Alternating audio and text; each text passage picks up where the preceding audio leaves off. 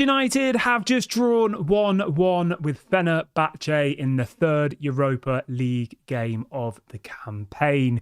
Get your comments in. How do you feel after that draw? What are your thoughts? Are you happy? Are you sad? Let me know in the comment section now. What are your thoughts on today's game? Have your say. Let me know. Also, obviously, if you're new to the channel as well, make sure you subscribe, make sure you like the video, and let's get straight on into it. So, I don't know. I don't know what to think. I'll say this from the off. Going away to teams like Fenerbahce, Galatasaray, the Turkish teams, it's always very, very difficult. The atmosphere is very hostile. As you can just hear from the whistling, you can hear from the noise when every time Man United have the ball, the home fans are on them and all the rest of it. It's not like what it's like in English grounds. I know there's a couple of grounds in England that are hostile, but it's nothing like that. It's a whole nother level.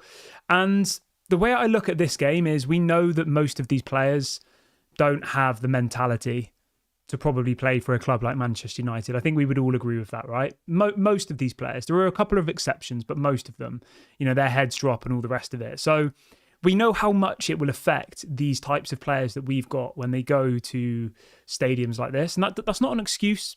It's just a fact, I think. We know that these players, a lot of them have weak mentality. You look through the team that we had playing today. Other than Martinez, from the starting 11, I wouldn't say any of them are serial winners. Onana isn't, Lindelof isn't, De Ligt. Maybe you could put him in that category. Dalot definitely isn't. Rashford isn't. Xerxes isn't. Garnacho isn't. Eriksen isn't. Ugarte isn't.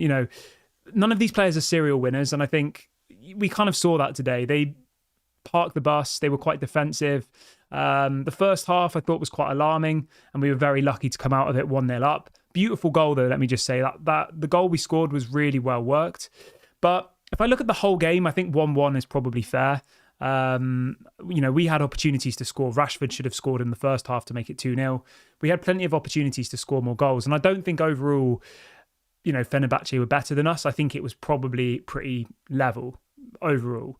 Let's try and look at some positives. I think Ugarte played really well. I thought Eriksen was decent. I thought Martinez did quite well. De Ligt did well. Onana obviously had an absolutely unbelievable game. Made some incredible stops in that first half. And I thought Garnacho did really, really well too. Xerxes, I'm worried about. I'm going to be honest. I know we're only 8 games into the season, but I just don't understand what Joshua Xerxes is. He says in his own words that he's a hybrid 9.5. He says he's somewhere between a number 9 and a number 10.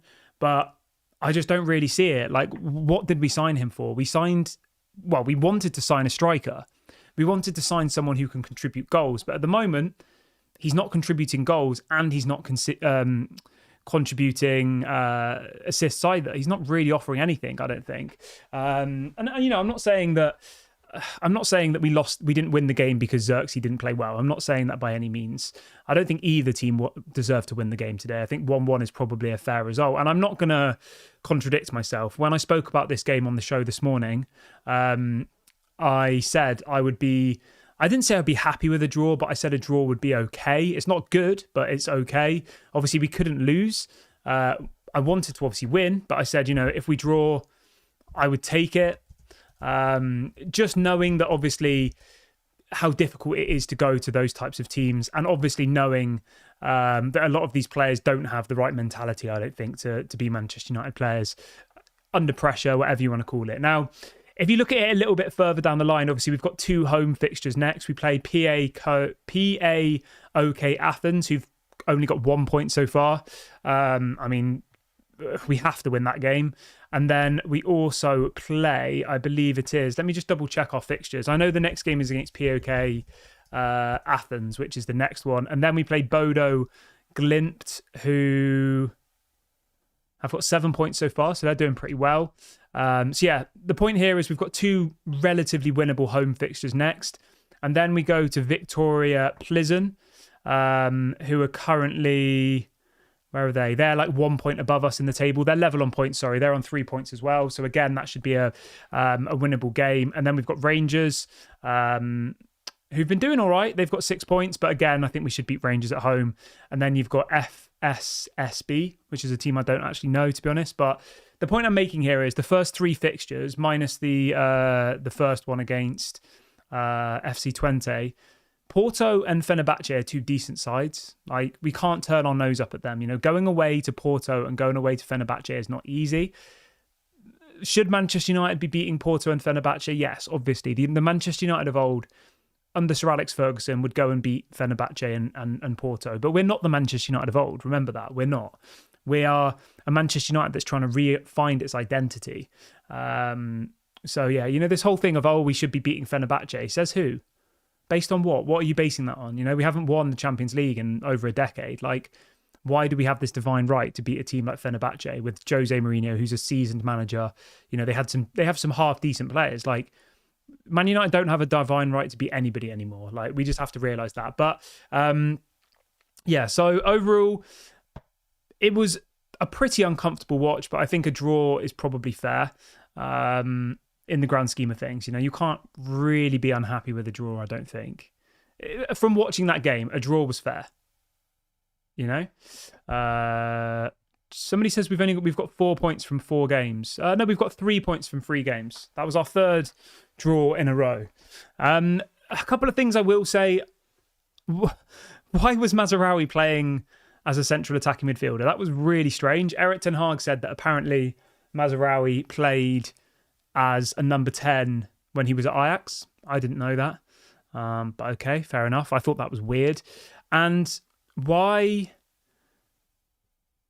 did Ahmad not get any game time? I feel like Ahmad, to me, is just another Jadon Sancho situation. I feel like there must be something going on behind the scenes where we're going to get something coming out from the manager saying, it's a disciplinary matter, or there must be. There is no logical reason why Amad Diallo is not getting minutes for Manchester United. First of all, he starts Mazraoui in front of Amad Diallo, okay, which makes no sense. He starts a right back as the central attacking midfielder. 0 sense.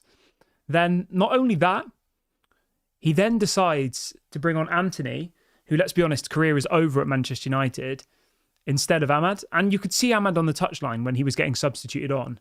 And Ruud van Nistelrooy, Rene Haak, and a couple of the other coaches were trying to give him some last minute information before he went on the pitch, and he looked so angry. He did not look happy, Amad Diallo. He really, really did not look pleased. Obviously, Anthony went down injured, and that was the only reason that Amad got any minutes today. Strange.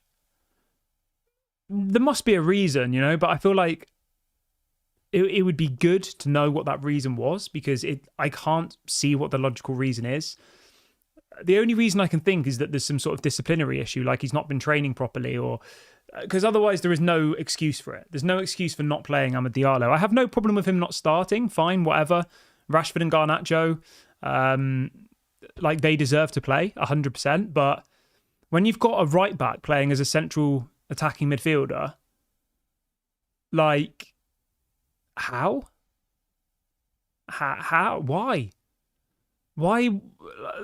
I just don't understand, because I was talking to someone earlier when the game was on, and apparently Amad Diallo played as a central attacking midfielder when he was on loan at Sunderland, which a lot of people I don't think know. So, there were some people saying, oh, well, Amad's not a central attacking midfielder, but he did actually play as a central attacking midfielder for Sunderland when he went on loan there. So, there's no excuse. There's absolutely no excuse, and there must be something else going on behind the scenes. There must be something going on. It's just weird. It's really weird. Maybe it's a contract thing. Maybe Amad said, I don't want to sign a new contract, but I just don't believe it, because I swear Amad said in press conferences recently that he wants to play for Man United for the rest of his career and that he loves the club and all the rest of it. So I just don't understand. If anybody has any theories, let me know in the comment section. Why?